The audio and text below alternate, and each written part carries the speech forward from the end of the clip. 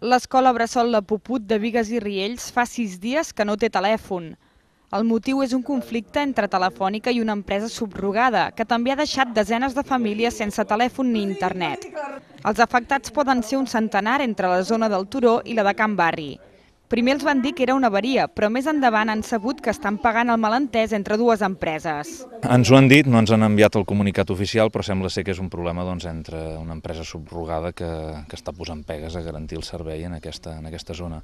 I tinc entès que hi ha altres pobles de la comarca que també està passant el mateix, i això no ho podem tolerar-ho de cap manera. Hi ha d'haver-hi les eines suficients les empreses com per menjar-se els seus problemes a dintre casa i oferir el servei com toca. A l'escola, quan intenten trucar, el telèfon sona així.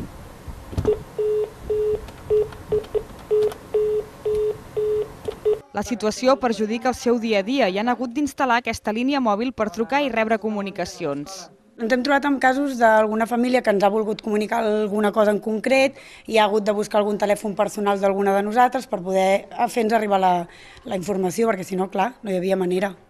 El punt d'informació juvenil i l'església de Sant Pere també estan afectats, igual que moltes empreses i autònoms que treballen des de casa.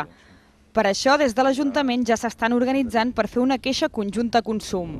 Demanaran, a més, indemnitzacions als afectats. El que volem fer és posar en contacte tota la gent, intentar fer una reclamació conjunta perquè al final l'usuari és el que no té per què pagar els plats trencats d'una empresa de serveis que al final ens cobra per donar-nos el servei. Els veïns que es vulguin sumar a la queixa ho poden fer a través de l'Ajuntament. Segons Vila, el cas no és aïllat, sinó que hi ha altres pobles de la comarca, com Sant Antoni de Vilamajor, on aquesta situació es repeteix.